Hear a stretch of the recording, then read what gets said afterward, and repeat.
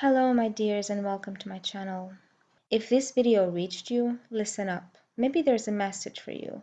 This is the kind of video that would reach you when you are in a place of isolation, of mental and psychological torture, and of fighting within yourself to release a certain burden. In this video, we're going to speak about breaking the silence about abuse and putting your grief or story or whatever you want to call it into words.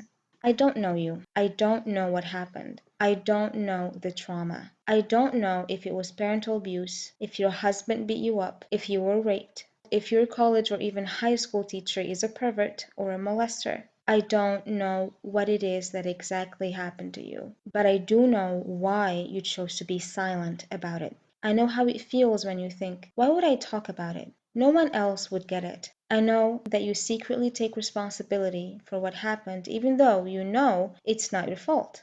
It's crazy, I know, but it's just how it feels. And you think if I'm secretly blaming myself, why wouldn't others do the same? So you grow, along with your shame and guilt, a fear of judgment, of being rejected, and of having your victimhood invalidated. You may be silent also because you think, let me not make a big deal out of this. Maybe if I don't talk about it, it would go away. You might feel that your story is too grim, too negative for anyone's taste. So you keep it in because you think it's a terrible story that would burden people, and you feel pretty guilty as it is. You don't want to add to it. But what is mostly keeping you silent is the fact that you are 100% certain that if you open up to someone who would reject it or misunderstand it, your story, that is, or even dismiss it, you would feel even worse. You'd feel that keeping it in with all the hurt that it's causing you would be a walk in the park compared to that. Listen, my darling, I want you to hear this from me, to take it in and absorb it. One,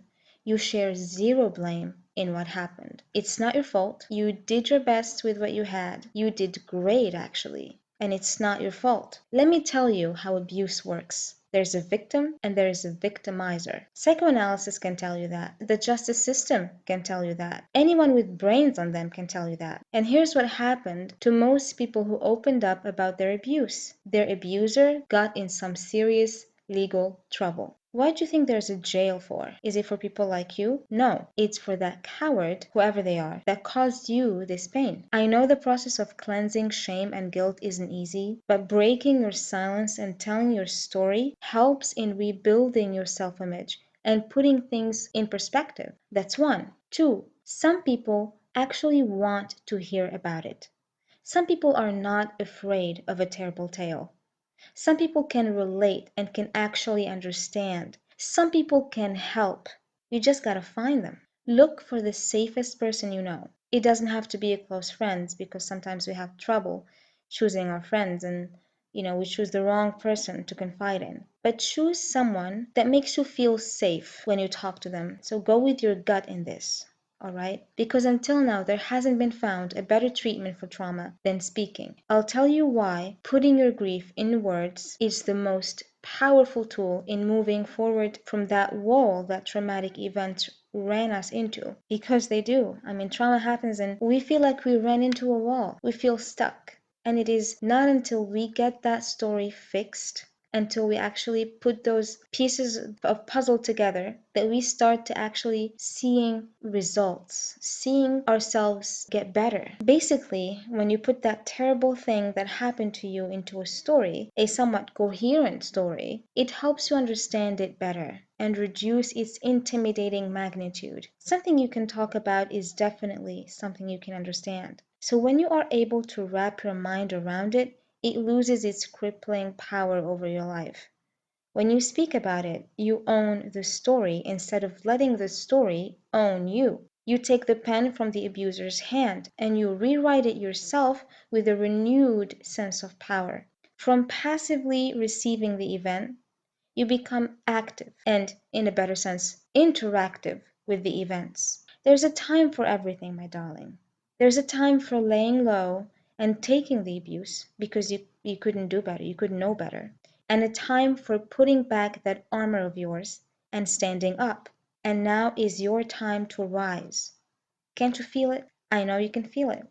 Breaking the silence, dear one, is breaking the isolation. People with a trauma or with a traumatic story to tell are usually people who are disconnected from their community or who grow more and more disconnected as time goes. Because community and society we associated with the light, and what happened to them, to those people who suffer from trauma, took place in the dark. What happened to you, the rape that happened, is not something that is recognized by society, is accepted by the daylight of society. People don't go, from door to door condoning parental abuse, right, or rape or violence, etc. They don't. So you feel that your story is dark and dissociated from society, and so you feel part of that story, and so you feel yourself disconnected from your society because of that story or that event. Does that make sense? So what trauma victims do is they pull themselves away from the crowd.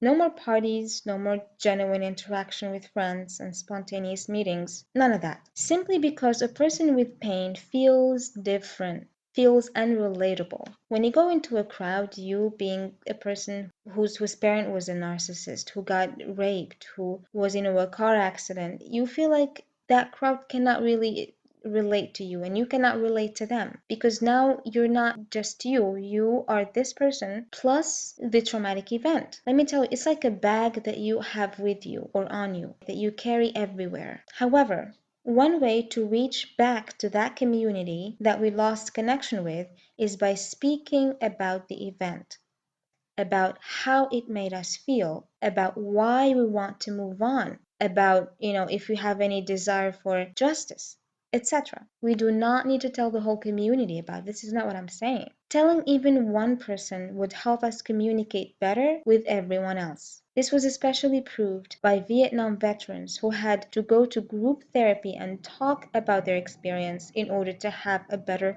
relationship with their girlfriends. So talking improves our communication with our community, with our society, even with our close ones, girlfriend, boyfriend, mother, daughter. But in truth, the greatest reward for speaking up is reconnection not with our community, but with ourselves. Many people who suffer from trauma report the following feeling.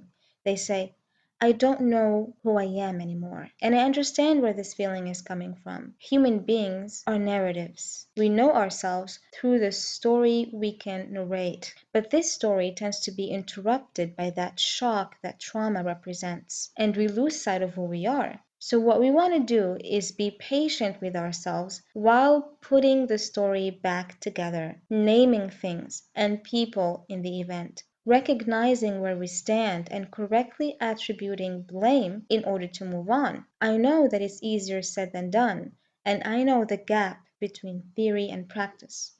I am not here to throw steps at you and say, here, do this, it'll solve the problem. I'm here to tell you that as a trauma survivor myself, it's possible. I'm here to give you encouragement, to tell you it might be difficult, but you can do it. You can definitely do it. I'm here to remind you that the world is not all bad and that you are not alone. And hey, if there's no one else for you, at least you got me. I give you love, encouragement, solidarity, and my unfailing loyalty. Stay strong. I got a feeling about you. Break that silence and shine like the star that you are.